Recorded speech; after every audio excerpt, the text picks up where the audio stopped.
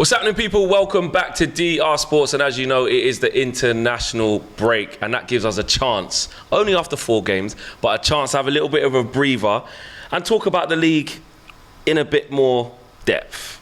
Manager sackings. Manager the sackings. Sack race. Now, yeah, the sack race. Last year, it was insane. It was insane. Largely down to Chelsea. And some others. We'll beat you to it every time. What do they have, like 4 managers? Times, yeah. 4 managers last year. Who do we think are the prime candidates, prime suspects to get sacked first this year? Throw some names in the hat. Iriola. Who do you think? Bournemouth. Okay, Bournemouth. Heckingbottom, is it? Sheffield United. Yeah. I think their situation is a bit of a mad one. Yeah, he could definitely. And not only that, he was running his mouth a little bit, innit? He was chucking it. And Pochettino, you'll chuck Pochettino's name in there. You got to. Nah. After 4 managers last year? No, but I think they're Billion trying to go down pounds a different route now. What route? I think with the Chelsea, I think with the Chelsea thing, you can never be too sure. I think everybody looked at Graham Potter last year. Yeah, You would have go one or thought two ways, he's isn't the it? project, and long term, I think if the project doesn't take off soon, pressure could start turning. I'll give you a quickly. name from the outside. Eddie Howe. That's a good one. 3 losses. Yeah, I like that one. 4 You games. think so, though? But the 3 Considering losses what have he's been done, against good teams. yeah, considering what he's done And they over. haven't even started the No, Champions I League yet. personally wouldn't sack him, but you know what? What's that old phrase? You're only 3 games away from. Yeah, that's true, He's man. lost 3 already. He's not 3 games away from being sacked. But let's take Eddie Howe for a second here. Where Newcastle want to get to versus what they've got to do this year. They've got a balanced Champions League. What is it? Does he just deserve a clear crack at this, no matter whether it goes good or bad to the end? Or, if you're losing too many games, mate, Yeah. you know. Do you know one thing I'm kind of tired of a little bit is Eddie Howe constantly being made to be like this bridge manager. Eddie Howe's going to be the At any bridge moment he's before gonna go. the top manager comes in and takes his Newcastle team. It's like, no, Eddie Howe has got you here, and he's done it, doing it the right way. Every window improving the squad a little bit, tactically being flexible. I feel like defense has been solid, midfield he's improved it, goal scorers up front now. Let him have a full season, and I feel like with the Champions League you're going to get natural dips, and I think throughout the season you always get that. Now they've had 3 defeats in a row, as you said, against good teams. So it's not like it's the worst performances as well, in my opinion. You could say maybe the Newcastle, the City game, they looked a little bit kind of in their shell a little bit, but I think he's done so much good work. He's got too much credit in the bank for there to even. Questions about the Villa game. There are, but I feel like it's too soon almost, and I feel like this always happens at the start of seasons where people start to 4 or 5 games dictate what's going to happen right at the end of the season. It's like, calm down, Mate, when they smashed Villa in the first game of the season, everyone was going, Newcastle, this, and I went, it's 1 game. I've been one of those. And then now they've lost a few. It's like, I'll tell you what. What about Unai Emery then at Villa? Because that's not going as well as it was. He is one I would definitely throw in there. I think he's probably got more pressure on him than Eddie Howe at Newcastle, because you look at Unai and Villa, what are their targets? Everybody's talking about this summer like they're the winners of the window, like Spurs were last year, and I feel like it's almost a little bit deceptive. Never plans out like that. Never ever works out like that, and Villa are meant to now essentially kick on into the top 7. Do you see any of those top 7 unless Chelsea or Spurs drop out or anything like that? I can't see them consistently breaking through that. I think what Unai did come in last year was fantastic, and I think he had the squad playing to their level. Yeah. That's where they should have been at the start of the season, but the Steven Gerrard start set them back so far. But I think this season people are expecting Villa to improve, and in European as well, they've got to make a serious charge. That's Conference League, they're expected to win that. Well, this is the thing, isn't it? Like, they're going to be expecting the conference. They're going to see a team like West Ham win it, and they're going to look at it and think, well, if they've won it, we can win that, definitely, 100%. There was no expectation on him last year when he came in. All of a sudden, I saw that Liverpool game, they looked a little bit flaky at times. They looked a little bit like People expect them to give Liverpool, I tell you what, tricky one. Torres. Yeah, and it wasn't. It wasn't a tricky one. It could have been 5 or 6-0. To be fair. Normally, when you look at sackings, you immediately focus on the bottom end of the table because you think chairmen are going to get trigger happy if the club looks like it's going down. So if you look at the 3 clubs that come up, Burnley, Luton and Sheffield United, I think most people would have had Luton and Sheffield United as their tips to go down. Burnley, a lot of people thinking that with Vincent Thinking they Kompany, might the just way survive, they yeah, did but last year. I don't know, the it's not football going trying for to them. play. 3 games. This is a name that I was going to say. Vincent Kompany could be the first one because they've come up with a little bit of style from the Championship. Yeah. When I looked at them the other day, and I tipped them to do quite well. And I thought he could have mixed it up a little bit. What I see from Vincent Kompany being a new manager is naivety. Yeah. Naivety. So if they get to and they was playing really good football in the Championship, and brilliant. I thought they'd adapt to but it was naivety. They're trying to go toe to toe with people, and it just wasn't working. So what I would say with them is that they might do it early to say we've got to have to go down a different. A different route. Imagine Daichi returning. Yeah, He wouldn't do that. but he's definitely one name on the wouldn't do shortlist that. with Everton. Is he one that Everton? What? Because with Burnley, you have to look at when does that Daichi effect kind of get come? Because they're like, we're in the Premier League, we're so far away from what Deitch was and what made us successful in here. We have to remember that we're trying to do it a new way.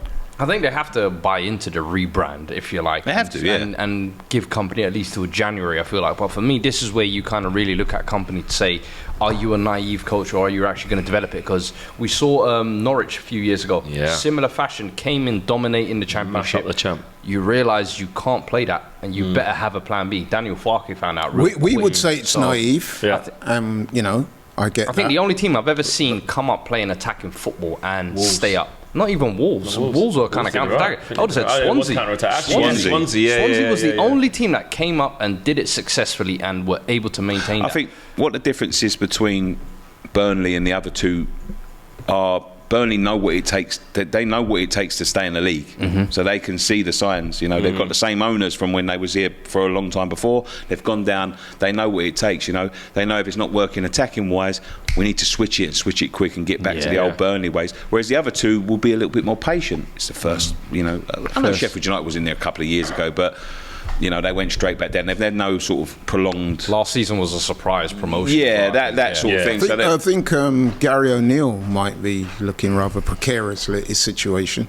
Wolves is people got a lot of people got Wolves to go down. I don't see that. I think they'll be all right. Wolves. I think they've got some good players, and actually, even the way they're playing, I think Gary O'Neill will surprise me. I think he'll be all right. Yeah, I think the way they've played in the first couple of games, they should have had better results. And I think the most important thing for them is can they find a goal scorer between Hwang Hee-chan and Sasa Kaladzic, who had a big injury last year. He obviously had the big winner. I think was it last week or the week before Everton? Yeah, and that I feel like is a 6-pointer early in the season. So after 4 games, Wolves, I think if they can find a goal scorer in one of those two, they will stay because I think they're solid enough at the back, in my opinion. David Moyes. No. Mate, that geezer nearly took us down last year and we wouldn't sack him. They're definitely not going to sack him this year. Well, look how he started as well. Well, Ten Hag. No, hang on, we're on David Moyes. We'll get to Ten Hag in a minute, which is ridiculous, by the way. David Moyes won't get the sack, mate. That geezer nearly dragged us down by the heels last year, and they wouldn't sack him. They're not going to sack him when we're. And there is a small matter of winning that European trophy to be still there. Yeah, he won. Does he deserve? Yeah, just keep staying and doing his thing. No, listen. My opinion doesn't sway. It's not the right thing to do. What I'm saying is my opinion. I'm not turning around and saying that is absolutely what we need to do. That was my opinion. They've gone down a different route, and it's working. The early signs of it, the players they've brought in. It's working. Yeah, it's working. So, no, he doesn't deserve to get a sack at all. Do you think it could change? Or because you see the players that he's bought, these attacking players, good players. You think, oh bloody hell, maybe these might not even be Moyes. They might be planning for maybe after. Do you see it like that, or do you think no, Moyes isn't? He's only got a year left on his contract, so as long as he's in a respectable position, they'll just let him walk at the end of the season. I think he deserves it on the when you look back at everything. Another outsider that might be entitled to look over his shoulder and look nervously is Marco Silva. Because if you remember, before the start of the season, there was talk about him leaving voluntarily. Saudi, They've not made the best of starts. Still haven't replaced Mitrovic, and I think they're going to struggle. Palhinha almost leaving deadline day would have been a massive blow. I think January he'll probably he's gone. But yeah, I think I'm expecting massive drop off from Fulham this year. Because even last year we were looking at their squad and saying it's almost like some of the rejects of other teams have been banded together, and now they're kind of delivering. And not only that, if can they maintain that? A, performances, but then B, is Marco Silva going to be around to kind of... Yeah, exactly. If you're in that Fulham hierarchy, the board, and you're looking at what happened with Marco Silva, a few weeks before the season, the man was debating whether to go to Saudi. The results are not looking that good. they might be thinking, it "No, goes is he wrong, fully yeah. committed?" Yeah. So if the Okay. results don't go his way, I would imagine Is there with some of the bigger boys? Is there any potential shocks? I mean, he jokingly said, "I'm going to say it was jokingly." Jokingly said Ten Hag and Postecoglou. You're very is protective new. of Ten Hag. Absolutely. I think you've got a chance. Could any of the Arteta, big With Ange, Arteta, what I no will chance. say is Ange, I think we're going through a reset. So Yeah. he's going to be kind of given the opportunity, I think, to build us out. The brilliant Absolutely. start he's had as well, some of the new signings. I don't think there's anything he can do this season to really get sacked unless we're in a relegation zone or something. Yeah. But he'll be given... You've already been knocked out of Carabao, for goodness sake. sackable offence? Yeah. That's one offence there. Well, you did look at that and went, Ange, supposed to change it, mate. But Sanchez was the one that missed the penalty. He got rid of him a week later.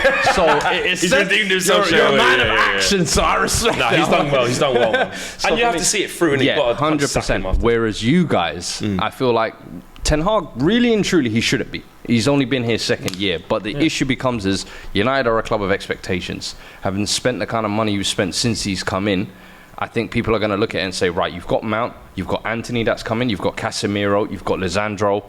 We're expecting to at least push closer to the bigger boys. And if people aren't seeing that gap get closed, and then take into account last year you won a domestic cup, if you don't either match that or do better, people are like, well, we haven't closed the gap and we didn't match or win any silverware. Have we actually progressed this year? And then comes along, and you know how United fans get. There's already 17 subdivision groups within your fan base. Ridiculous. But then now it's all of a sudden the conversation becomes, is Ten Hag actually making us better? He's brought in Mount and he doesn't know where he fits. Casemiro's lost his legs all of a sudden.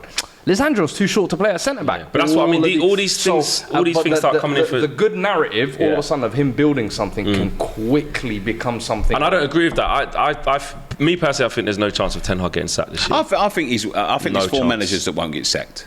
That's guaranteed. It's Arteta, Guardiola, Ten Hag, and the other one was Ange. Yeah, I don't think. Klopp. Yeah.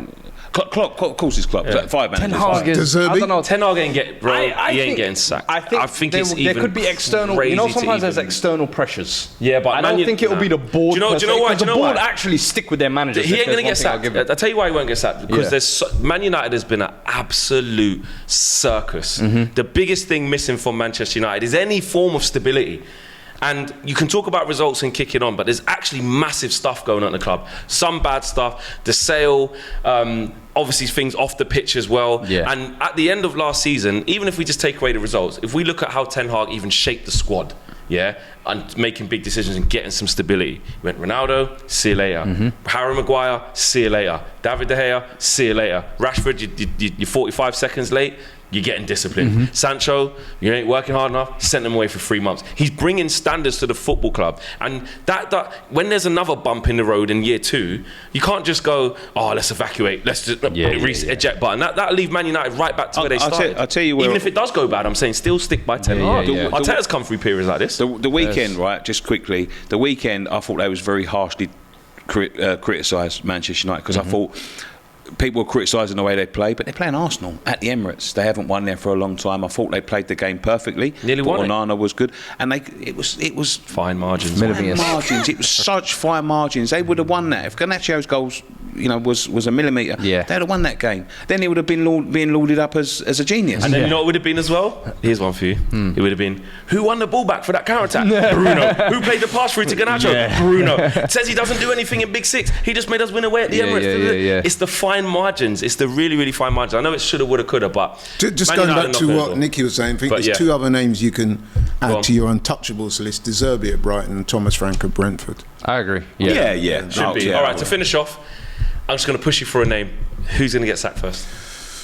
If I was Areola, the way he got rid of Gary O'Neill last season, I'd be very worried if I was him. 4 games, no wins. I think there are 2 draws, but it's looking a little bit dodgy for them, I would say. So, Areola for me. Silva. Silva.